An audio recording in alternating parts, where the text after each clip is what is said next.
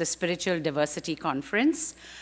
Many of you who were present here yesterday were witness to the diverse yet unifying aspect of the various panel discussions, keynote speeches, and the instructive, contemplative examples of the prayers and spiritual exercises. The stellar agenda for today begins with the first keynote presentation by Dr. Anne Boyles. True Prosperity, the role of religion in promoting the material and spiritual well-being of humankind. Our second keynote speaker, Reverend Canon Dr. Jody Clark, will speak about the complexity and messiness of the human journey.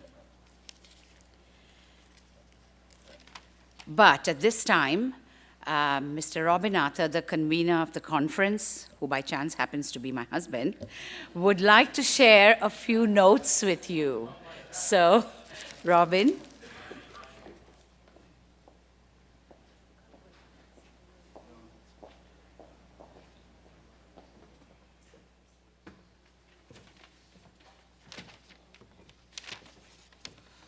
Morning, ladies and gentlemen. While on my way to the Mount this morning, I was thinking about that tragedy on that plane that took off of Florida a couple of years ago.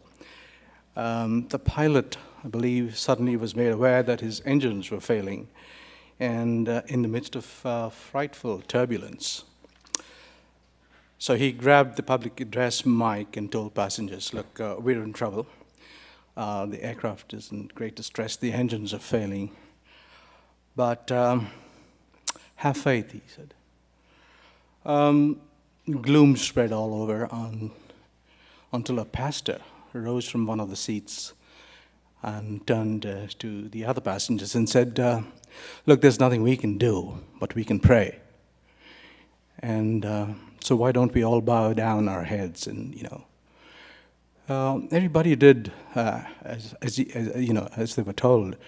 But for one guy, right at the rear, the pastor saw him and was slightly, outraged. He says, why don't you bow your head as well and pray? And this guy looked confused. He said, I don't know how to pray. And he says, okay, then do something religious, he says the pastor.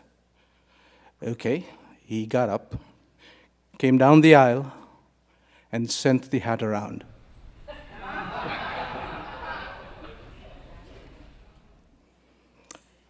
As you can see, ladies and gentlemen, religion is fast becoming a dirty word in our secular societies.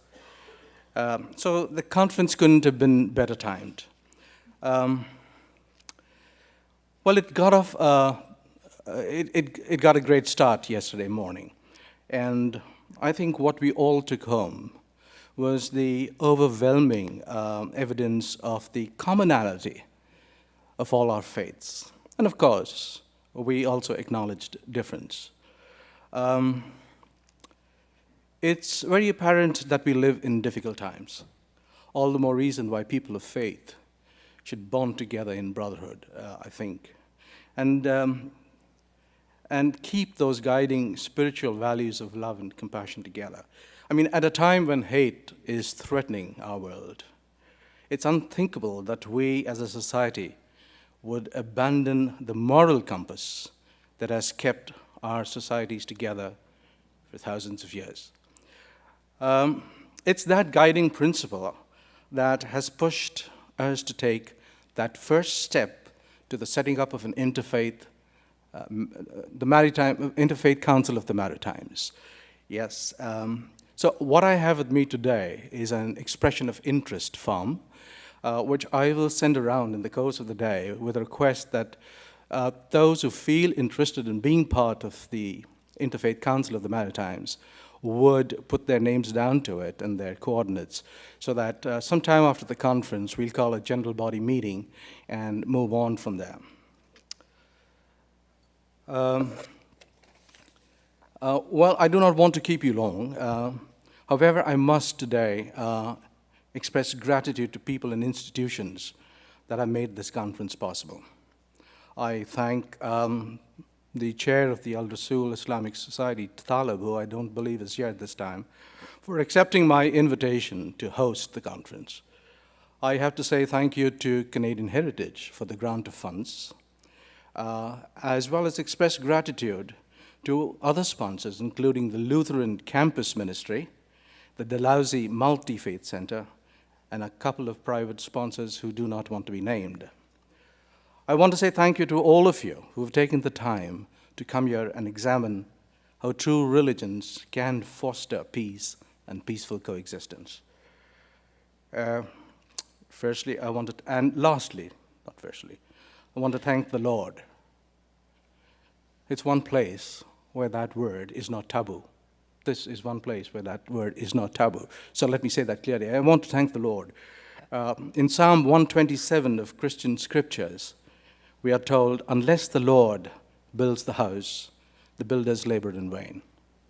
Unless the Lord watches over the city, the guards watch in vain. So let's move forward in faith. We have a stellar agenda today, as Teresa says, and much work to be done. So I'll get off the podium. Thank you.